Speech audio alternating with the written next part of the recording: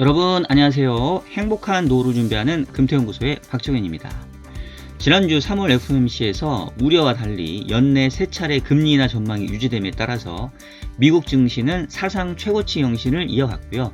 국내 증시도 연중 최고치를 경신했습니다. 특히 한 주 동안 외국인들이 삼성전자 등 반도체 위주로 무려 3조 원이 넘는 순매수를 보이면서 지수 상승을 이끌었습니다. 하지만 일각에서는 연준의 물가 인식이 너무 안일하다는 비판이 나오고 있는데요. 과연 연준의 전망대로 물가 안정이 지속되면서 금리 인하가 6월부터 시작이 될 것인지, 아니면 기대와 달리 고물가 우려가 높아지면서 금리 인하 전망도 다시 후퇴할 것인지 오늘 영상에서 자세하게 짚어보도록 하겠습니다. 자, 그러면 일요일에 만나는 이슈 분석 지금 바로 시작하도록 하겠습니다. 자, 여러분 한 주 동안 잘 지내셨나요? 현재 시간 24일 오전 8시 32분을 지나가고 있는데요. 제가 오늘 일정이 있어서 조금 아침 일찍 영상을 이렇게 찍고 있습니다.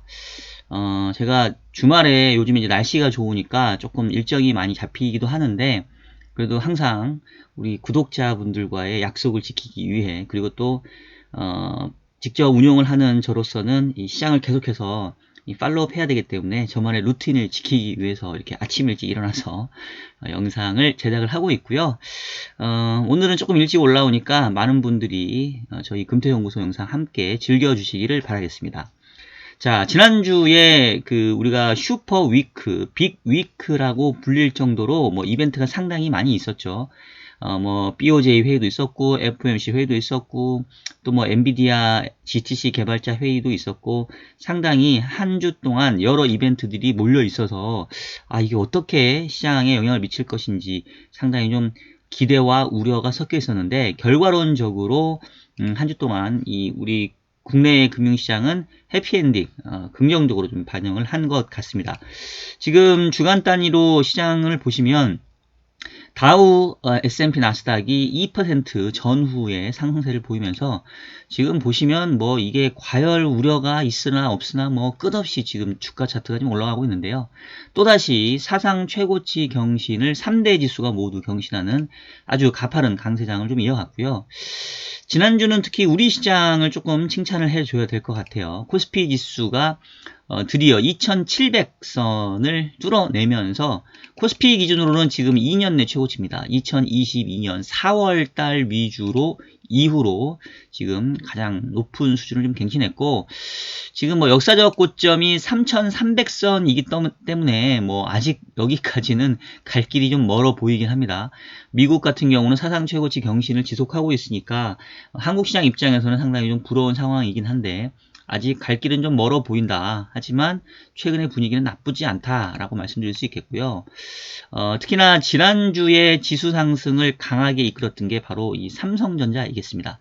삼성전자가 이제 그동안 계속 7만 원대에 이제 머물러 있다가 8만 전자를 한번 시도했던 게 올해 딱 연초거든요. 연초에 당시에 79,800원까지 갔던 거를 8만 원을 못 보고 이제 쭉 내려왔는데, 지금 이번에 지난주 금요일날 장중에 79,900원 찍고 종가로는 78,900원에서 마무리가 됐습니다. 어쨌든 지난주 금요일이 조금 음봉으로 아래 위 꼬리가 길게 잡히면서 조금 애매한 부분이 있긴 하지만, 전체적으로 봤었을 때 다시 8만 전자를 트라이 할 수 있는 이제 이런 부분들을 보였다는 측면에서 좀 긍정적이라고 할 수 있겠고요.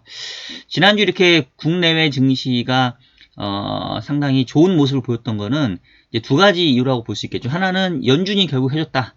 제가 오늘 그 타이틀로 연준이 만든 강세장이다. 근데 이거 즐겨도 되겠냐라고 좀 달아봤는데, 여러분 지난주에 아시는 것처럼 이제 3월 FOMC가 있었지 않습니까? 상당히 우려했던 부분과 다르게 연내 3차례 금리 인하 전망을 유지시켜줬는데, 요 얘기는 조금 이따 하겠고요. 오늘은 이제 메인 제가 얘기할 거리니까. 그 다음에 두 번째는 결국은 이 GTC에서 이 젠슨 왕이 삼성전자에 대한 기대감을 좀 높여준 거죠. 이제 그 부분 간단하게 얘기하고 넘어갈 건데, 지난주에 무슨 일이 있었냐면 그 GTC 회의에서 이 젠슨 황 엔비디아의 CEO가 삼성전자의 HBM에 대해서 이 테스트하고 있다. 그리고 기대가 크다. 라고 이렇게 좀 얘기를 해줬죠. 그러면서 사실은 이제 주가가 상당히 좀 좋은 모습을 보이려고 했었는데, 이제 그거 플러스 젠슨 황이 직접 삼성전자 부스에 가가지고 삼성전자의 이 그 제품인 HBM3E 12H, 요 12H는 12단이라는 거죠. 그죠? 그래서 이 12단으로 쌓은 HBM3에다가 이 서명을 해주는데, 여기 보면 젠슨 approved, 이제 여기 본인 사인인 것 같아요.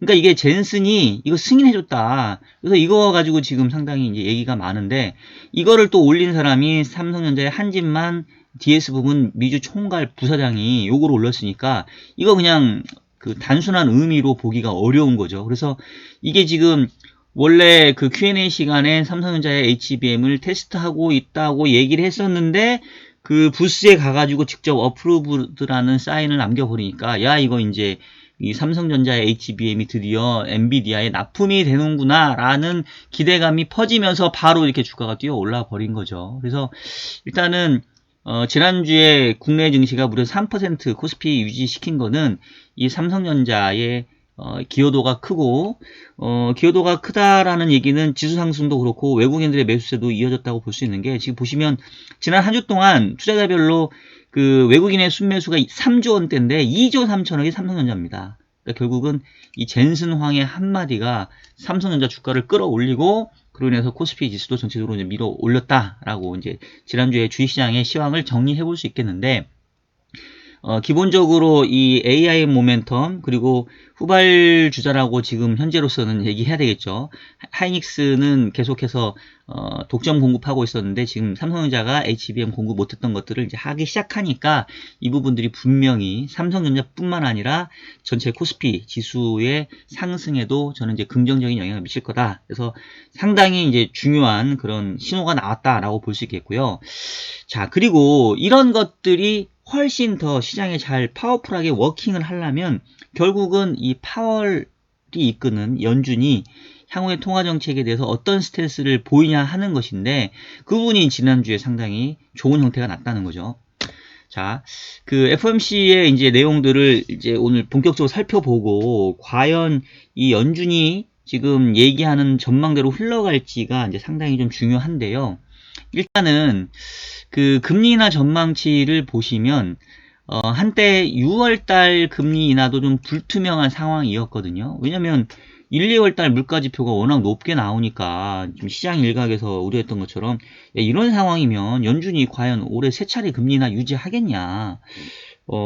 분명히 2%대 금리 인하로 물가가 안정될 거라는 거에 대한 확신을 가져야 금리 인하 할 수 있다고 했는데, 이거 과연 이 확신을 가질 수 있겠냐. 그러면 6월 금리 인하도 좀 어려워지고, 그럼 연내 세 차례가 아니라 두 차례로 줄어드는 거 아니냐라는 게 우리가 FOMC 전날까지 이제 걱정했던 부분 아니겠습니까? 저도 사실 충분히 그럴 만한 가능성이 크다. 물가로 봤었을 때는 내가 연준 위원이라 하더라도 세 차례 금리 인하, 이거 애매한데라고 할 수 있겠다라고 이제 우려했던 거죠. 근데 뚜껑을 열어놓고 보니까 결국 세 차례 금리 인하 전망은 유지하면서 시장의 어떤 그 우려를 상당 부분 안정시켜줬고요. 그로 인해서 지금 6월 12일 날 예정된 FOMC에서 현재 25bp 이상의 금리 인상 가능성이 약 75% 정도 형성이 되어 있습니다. 그래서 일단은 상당히 그 FOMC 결과는 고무적이었다고 볼 수 있는데, 과연 FOMC가 이 긍정적이기만 할 건지, 또 이 부분들을 우리가 얼마만큼 믿어야 될 건지, 이제 이 부분에 대해서 오늘 좀 말씀을 드릴 텐데,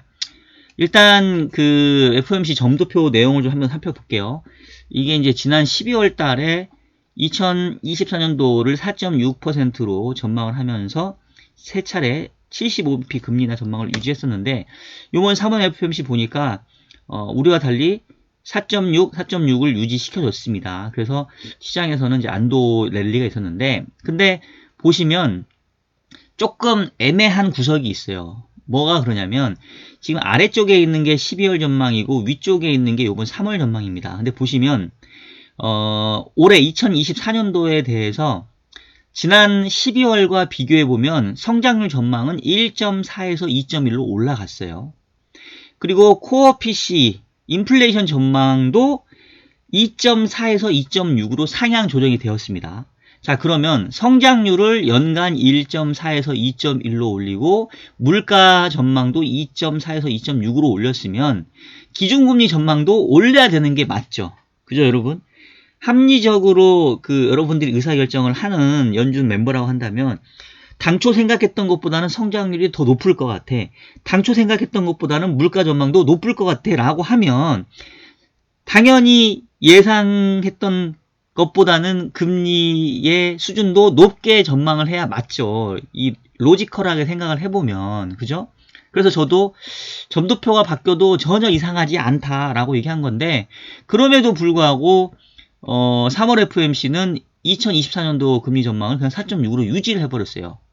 대신 올해는 그래도 금리 인하 시작해서 세 차례 금리 인하 하지만 뭘 바꿨냐면 내년도와 내후년도의 금리 전망치를 요거를 한 클릭씩 올렸습니다. 그래서 내년 말을 3.6으로 봤는데 3.9로 올리고 내후년 말을 2.9로 봤는데 3.1로 올렸어요. 그리고 중립금리 전망도 기존에 2.5 봤던 거를 2.6으로 0.1%포인트 올렸습니다. 그래서 전체적으로 놓고 봤었을 때는 이게 연준 입장에서도 이거 생각보다 성장률 물가 다 높은데 그럼 생각했던 것보다 금리 인하 별로 안 해도 되겠는데 그러면서 향후 금리 인하의 속도와 기울기를 전체적으로 많이 완만하게 만든 거죠. 근데 그럼에도 불구하고 올해 금리 인하 시작하고 세 차례 금리 인하 하는 거 정도에는 무리가 없겠어 라는 게 지난주에 발표된 3월 FOMC 내에서 연준 위원들의 속내다라고 좀 보시면 되겠고,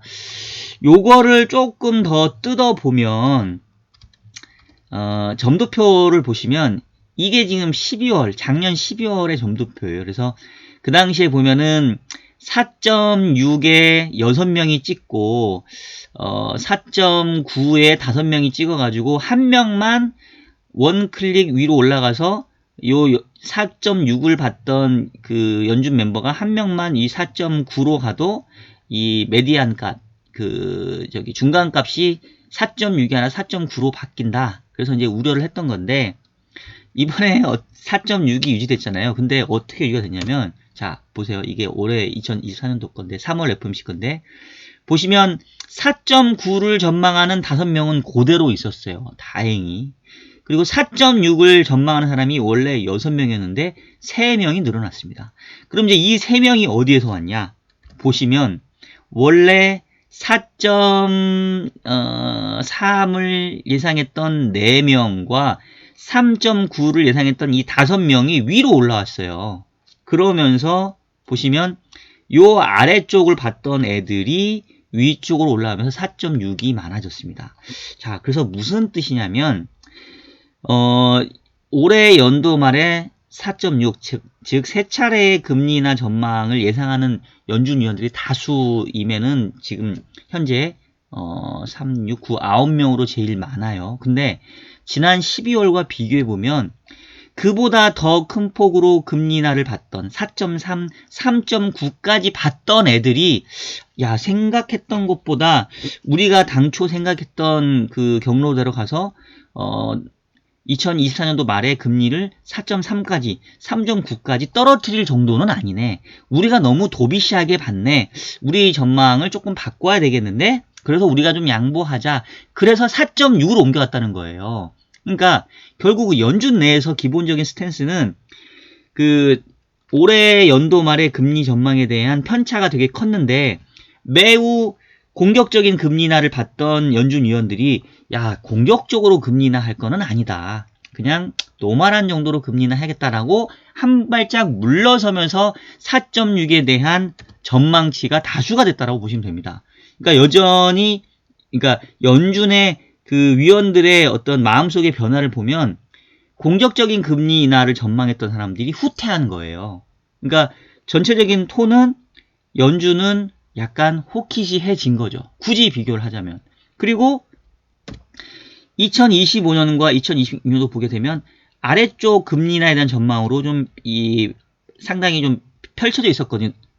보시면 이런 애들이 아웃라이어고 2025년 같은 경우는 중간값이 한 요 정도였는데 얘도 보시면 조금 올라왔고요. 3.9로. 그 다음에 26년도 아래쪽에 쏠려있던 게 조금 올라왔고, 그리고 역시 롱거런도 아래쪽에 쏠려있던 게 조금 위로 올라왔습니다. 그래서 전체적으로 연준 내에서 현재의 스탠스는 뭐냐면, 현재의 기준금리 5.5가 현재의 물가 수준 한 3% 정도와 비교해보면 이른바 실질금리 수준이 너무 높다. 그러니까 미세조정 차원에서 금리 인하는 시작은 해주자. 그리고 올해 한 3번 정도 금리 인하, 뭐 여기까지는 오케이인데, 향후의 금리를 인하하는 속도는 상당히 느리게 가자. 그리고 중립적인 금리, 파이널 데스티니도 약간 높이자. 그래서 금리 인하의 속도와 폭이 매우 완만해진 형태로 일단 연준의 스탠스는 기존과 비교해보면, 굳이 비교하면 도비시한 게 아니라 호키시하게 조금씩 바뀌었다라고 평가를 하시는 게 맞습니다. 자, 그런데 시장은 왜 환호를 했냐? 시장은 설레발을 지금 계속 쳤잖아요. 올해 연초만 하더라도 3월 달에 금리나 100%다. 상당히 공격적으로 했고, 그 다음에 6차례 금리나 한다. 요 아웃라이어 쪽 전망을 상당히 봉신을 했다가, 신봉했다가, 물가가 좀 올라오니까, 아니다. 이거 잘못하면은 이거 오히려 위로 갈 수도 있겠네? 라고 또 설레발 쳤다가, 결국은, 그 정도는 또 아니구나. 그래도, 3차례 금리나 유지하는구나. 라는 거에 지금 환호하고 있는 거예요. 그러니까, 얼마나 시장이, 연준은 그냥 가던 길을 가는데, 정말 뭐 혼자 널뛰기 하고 있는지를 여러분 아실 수가 있고, 근데 중요한 거는 그럼에도 불구하고 시장이 계속 상승세를 보이고 있다는 거는 현재 이 주식시장을 둘러싼 환경이 나쁘지가 않은 거예요. 왜냐하면 연준이 점도표에서 보여준 것처럼 성장률 전망치는 생각했던 것보다 높게 나오고, 물가가 좀 올라가긴 하지만 뭐 그래도 뭐 여전히 전체적으로는 디스인플레이션의 기조고, 그러면서 금리를 내려준다? 그러면 이보다 더 좋은 환경이 어디 있냐는 거예요. 경기 전망은 높아지는데 금리도 인하를 예상한다? 지금 주식시장 입장에서는 제가 봤을 때는 이른바 가장 이보다 더 좋을 수 있습니다. 경제 전망 좋고 AI 모멘텀 살아있는데 통화정책의 불확실성도 제거되었어. 금리 인하가 곧 있을 거래. 그러면 여러분 위험자산에 이보다 더 좋은 환경이 있어요? 그러니까 제가 지금 계속 얘기하는 게, 지금 상황에서 밸류에이션 부담, 뭐 버블에 대한 우려 이런 거 당연히 있지만 상반기는 고다. 왜냐면 경기 여건 자체에서 모멘텀 좋고 금리 인하를 기다리는 시장이 가장 어떻게 보면 시장의 어떤 정점을 이루는 그런 시기이거든요. 그렇기 때문에 계속해서 주식시장에 대해서 긍정적으로 보고, 아직 도망갈 때 아닙니다, 여러분. 여전히 믿고 장기 추세로 장기 어떤 강세로 가야 됩니다라고 제가 계속 말씀드렸던 이유고, 지난주 3월 FOMC 결과는 비록 연준의 다소 이전과 비교해보면 호키시한 그런 면모도 있긴 있었지만 여전히 긍정적이다. 설령 올해 전망치가 3차례에서 2차례로 바뀌었다 하더라도 이거는 일시적인 조정 요인이지 추세를 꺾을 것이 아니다 라고 말씀을 좀 드렸던 부분이고, 그 전망에 좀 더 확신이 생겼던 지난주 결과가 아니었나 라는 생각이 들고요.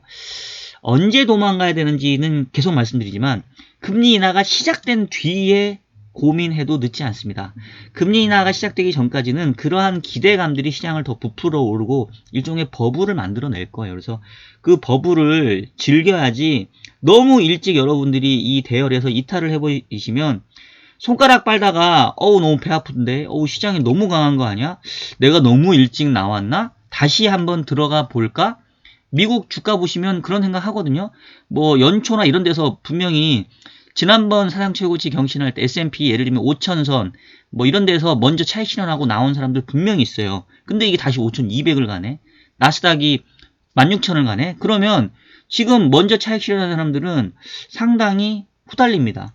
상당히 배 아픕니다. 그럼 이분들이 더 가네, 생각했던 거 내가 너무 일찍 나왔나? 라고 다시 들어갈 때가 오히려 상당히 위험할 수 있어요. 그러니까 오히려 지금은 불안해도 꾹 포지션 붙들고 계속 끝까지 가는 게 맞다라는 거고, 언제 도망갈지에 대해서는 저도 항상 고민하거든요. 왜냐면 저도 지금 주식 익스포저가 많단 말이에요. 지금 저도 꽉 현금 비중 없잖아요 지금. 그래서 저도 지금 상당히 좀 조금 배팅을 좀 강하게 한 상황인데, 언제 도망갈지에 대해서 제가 끊임없이 고민할 거거든요. 그래서 저희 금태연구소 채널 계속 여러분 보시면 제가 도망갈 때 말씀드릴게요.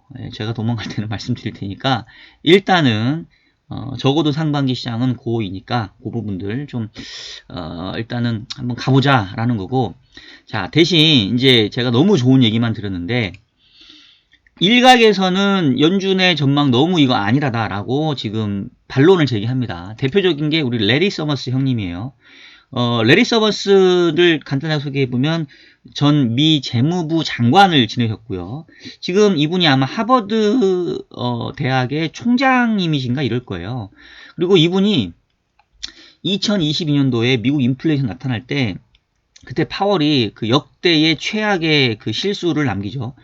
현재의 물가 상승은 일시적이다, 트랜지터리하다라고 했었을 때 레리 서머스하고 블랙락의 레리 핑크가 신랄한 비판을 합니다. 니네 똑바로 해라, 웃기고 있네. 이게 무슨 물가가 일시적이냐. 지금 미국의 물가 상승은 일시적인 게 아니라 이거는 뭔가 모멘텀이 바뀐 추세적인 거다. 똑바로 정신 똑바로 차려야 된다 라고 그 당시에 경고를 하셨고요. 그리고 그 경고했던 대로 결국은 이 미국 물가가 40년의 최고치를 이제 기록을 했죠. 그렇게 이 정말 훌륭한 인사이트를 보여주신 이 레리 서머스 전 미 재무부 장관께서 이번에 연준의 3월 FOMC를 보고 연준이 금리 인하를 시작하려는 것 같은데 나는 그 의도를 완전히 이해하지 못하겠다. 지금 여전히 미국 지표가 좋은데 실업률이 연준 생각보다 낮고 인플레이션이 향후 2년 동안 목표치를 상회할 걸로 예상이 되는데, 즉 2%를 상회할 것 같은데 국내 총생산 GDP도 잠재 성장률보다 더 높은데 왜 연준의 이 금리 인하를 지금 생각하고 있냐. 이거 매우 느슨한 거 아니냐. 그리고 중립금리가 이게 너무 낮다, 너무 이제 기괴하다, 뭐 이런 표현을 쓴단 말이에요. 수요에 대한 모든 자극이 있는데 왜 그럼에도 불구하고 중립금리를 4년 전과 똑같이 생각하는지 나는 이해할 수가 없다. 결과적으로 연준이 지금 내세우고 있는, 아까 제가 처음에 얘기 드렸죠. 성장률 전망치 올려, 물가 전망치 올렸는데 금리 전망치는 유지를 해. 그리고 향후의 금리 인하의 속도나 폭은 올렸다손 치지만 그렇다고 해도 올해 금리 인하를 시작한다. 우리 이 레리 서머스 형님이 보시기에는 이거 이해할 수가 없는 그런 구조인 거예요. 그래서 이 부분에 대해서 저도 상당히 조금 우리가 잠재적인 악재로 좀 생각을 해야 되고, 향후에 시장이 조정을 받으려면 저는 이제 두 가지 시나리오인데, 첫 번째는 이 연준의 전망치가 지금 어쨌든 점도표가 지금 내려가고 있는 거 아니에요? 올라가고 있는 거 아니에요? 원래 4.6보다 더 아래로 봤던 위원들이 4.6으로 지금 요번에 올라왔는데, 다음 6월 FOMC 가가지고 다시 4.6으로 봤던 위원들이 또 한 클릭 위로 올라가지 말라는 법이 없어요. 그죠? 여러분 6월달 금리 인하가 지금 100%다? 이렇게 생각할 거는 또 아니에요. 이 사람들이 지금 마음이 계속 당초 생각했던 것보다 금리 인하 전망을 지금 되돌리고 있거든요. 그럼 6월달 가서 또 이 사람들 한 클릭씩 올라가면 6월에 막상 금리 인하 안 되고 연내 3차례 금리 인하 전망이 연내 2차례 금리 인하 전망으로 바뀔 수도 있습니다. 그 리스크가 분명히 있어요. 이제 그러면 최근에 시장이 너무 가파르게 올라왔으니까 조정이 좀 나올 수 있겠죠. 하지만 그 조정은 단기 조정입니다. 금리 인하에 대한 전망이 꺾이지 않고 후퇴만 한다고 간다면 저는 그 전망은 아름다운 조정이다. 단기 조정이다. 근데 어쨌든 주가가 그러면 조금 크게 밀릴 수 있다라는 게 첫 번째 우려이고, 두 번째는 제가 얘기했죠. 근본적으로 도망가야 될 거는 아예 금리 인하가 시작이 됐는데 실업률이 빠르게 올라오면서 경기가 정말 이제 안 좋은 모습을 보일 때는 대세 상승이 끝난 거죠. 그때는 이제 짐 다 싸고 도망가야 됩니다. 그 전까지 즐겨야 되고. 하여튼 그 두 가지를 제가 이제 면밀하게 지켜볼 텐데 아직은 즐겨도 될 것 같다. 왜냐? 물가 전망이 이제 결국은 중요해졌거든요. 파월 의장이 무슨 얘기를 했냐면 요번에 1, 2월 달에 물가 지표가 매우 높게 나왔잖아요. 근데 그 물가에 대한 경로 2%를 향한 경로가 범피 로드다. 그 범피라는 표현이 이제 울퉁불퉁하다는 표현인데 그 통화정책에 대한 전망을 얘기할 때 범피 로드라는 말이 상당히 관용적으로 많이 쓰입니다. 그러니까 그냥 일직선으로 물가가 내려가는 게 아니라 상당히 울퉁불퉁 왔다 갔다, 뭐 우리나라 말로 표현하면 와리가리가 우리나라 표현이 아닌가요?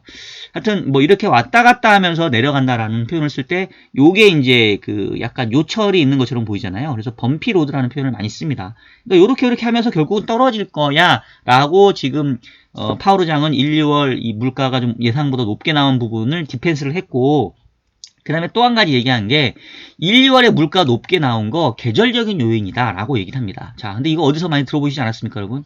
제가 지난주에 말씀드렸죠. 1월달, 2월달은 계절적으로 전월비 물가가 높게 나오는 계절성이 있습니다 라고 제가 말씀드렸어요. 여러분 기억나시죠? 미국의 물가, 그 전월비 물가가 계절 조정을 해요. 계절 조정을 한다는 얘기는 계절성을 제거한다는 건데, 계절성을 제거했다고 하더라도 그 시기적으로 연말 연초 효과, 뭐 학기 효과, 뭐 드라이빙 시즌 효과 이런 것들까지 완전히 사라질 수는 없어요. 그래서 1월, 2월 달이 계절적으로 물가가 많이 튀는 달이다. 특히 2월이 연간으로 전월비가 제일 높게 나오는 달이에요. 근데 3월부터는 안정화됩니다. 그래서 제가 이걸 보고 1, 2월 물가가 제 예상치보다 좀 높게 나왔죠. 제가 2달 연속 지금 물가 전망 틀렸지 않았습니까? 그렇지만 3월 달에는 그래도 안정화될 거예요. 왜? 계절성이 있으니까 1, 2월 달 물가가 좀 높았습니다 하면서 제가 3월 전망을 얘기한 게, 3월 달은 지금 그 2월 달 물가 상승률이 3.2까지 나왔는데, 제가 보수적으로 한 3.0, 3.1 정도 제가 보수적으로 말씀드렸죠. 저도 이제 하도 틀리니까 한 3.1 정도. 어쨌든 지난달보다는 조금 떨어지는 물가가 있을 거다. 언제까지? 시장 입장에서는 지금 3, 4월이 조금 물가 상승률이 전월비 한 0.2 정도 나오는 달이에요. 그러면 조금 물가가 안정화될 수 있거든요. 그래서 이제 제가 봤을 때는 상반기는 그래서 시장은 좀 편안하게 갈 수 있다는 거고, 오히려 하반기가 다시 좀 전월비 물가가 좀 올라갑니다. 그래서 지금 제 현재의 연준의 물가 전망에 대한 시나리오는 어떠냐면, 일단 6월에 금리 인하는 시작을 하고, 그래서 세 차례 금리 인하 전망이 유지되다가 오히려 하반기 가서 물가가 생각보다 많이 안 떨어지고 오히려 좀 불안한 모습을 보이면서, 오히려 연준의 점도표가 바뀌는 시점이 지금 6월 FOMC에서 바뀌는 게 아니라 9월 FOMC에서 바뀌면서 조금 하반기가 불안해질 수 있는 거 아니냐, 그런 전망을 지금 하고 있어요. 근데 요거는 여러분 너무 그 비중을 두지 마십시오. 왜냐면 어차피 시간이 지나면 또 바뀌니까, 일단은 6월 FOMC까지는 물가에 대한 흐름 자체가 점도표가 바뀔 정도는 아닐 것 같다. 그래서 6월달 금리 인하에 대해서는 저는 아직은 조금 그래도 낙관적으로 보는 거고, 근데 실제로 6월 이후 하반기에는 물가가 다시 불안해지면서 점도표가 그때 오히려 상향 조정될 가능성이 있고, 그러면 상반기에 주가가 너무 크게 올라온 상황에서 이런 상황이 나면 조정도 커질 수 있고, 어쩌면 금리 인하가 시작했는데 생각했던 것보다 경기에 크게 긍정적이지 않고 오히려 금리를 빨리 내려줘야 되는데 물가 때문에 못 내린 상황이어서 경기에 대한 우려가 커진다라고 하면 하반기가 주가가 부러질 수도 있어요. 그래서 제가 지금 계속 상고하죠 말씀드리는 게, 상반기는 일단 고인데 하반기는 조금 우려의 시각으로 봐야 되는데, 그거는 상반기 끝나고 가서 봐도 늦지 않습니다. 지금은 즐겨도 된다. 너무 일찍 나오면 나 혼자 바보 된다. 뭐 그런 말씀을 다시 한번 드리도록 하겠고요. 그래서 결국 요번 주에 지금 중요한 게, 요번 주에 이제 PC 발표가 되거든요.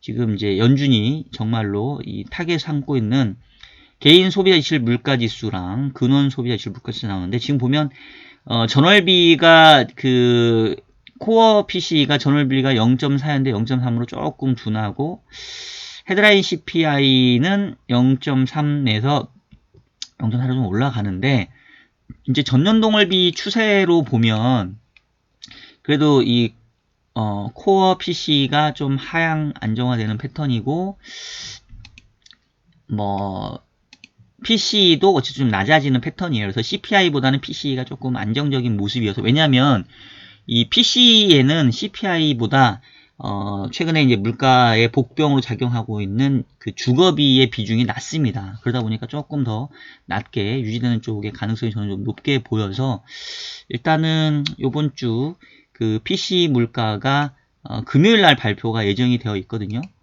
그래서 전체적으로 봤을 때는 뭐 시장에 크게 우려할 요인은 아닌 것 같다. 그리고 여러분 금요일 날은 성금요일 휴장입니다. 미국장은 휴장이에요. 그래서 일단은 뭐 사상 최고치를 경신하고 그래서 좀 주가가 기술적 부담이 있긴 한데 미국 시장은 조금 쉬어갈 수도 있어요. 근데 한국 시장은 지금 이제 막 외국인들 3조 매수하기 시작하고 삼성전자 그동안 쉬다가 이제 8만전자 지금 눈에 보이기 시작하고 만약에 HBM이 정말 그 엔비디아의 납품이 확정이 되면 삼성전자 주가 여기서 더 한번 레벨업 하겠죠. 8만전자 뚫어낼 겁니다. 그러면 어쨌든 국내 증시에는 좀 우호적이기 때문에 지금 연초 이후에 YTD 기준으로 보면 현재 다우와 나스닥 S&P가 5%와 한 9% 정도인데 코스피가 3.5, 코스닥이 4.3까지 좀 많이 쫓아왔어요. 그래서 제가 봤을 때는 지금 향후의 시장은 미국 시장은 뭐 조금 상승 탄력이 둔화될 수는 있다. 하지만 국내 시장은 이제 시작이다. 좀 더 국내 시장을 좀 긍정적으로 보고 있고 역시 반도체 그리고 반도체 이하 소부장 그리고 요즘에는 뭐 이거에 따른 그 전력에 대한 우려 때문에 뭐 전력 발전기 또 뭐 이거를 냉각시켜주는 액침 냉각 이런 쪽으로 쭉 밸류체인이 나오잖아요. 뭐 그런 쪽에 어쨌든 주가의 상승 탄력이 훨씬 좀 세지 않을까라고 저도 좀 보고 있고요. 이제 위험 요인으로 계속 제가 얘기했던 게 이제 유가인데 유가를 한번 좀 보시면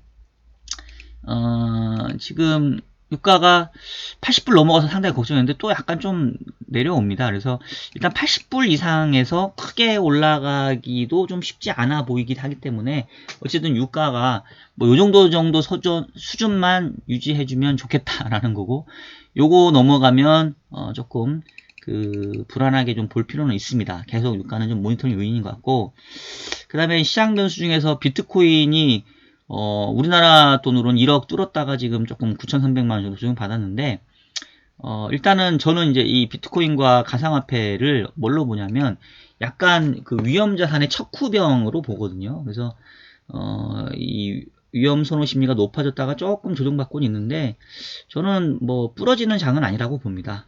그렇기 때문에 일단은 시장에서는 계속 상반기는 주식시장 고다. 그 다음에 채권 시장도 미국 10년짜리 금리 지금 보세요.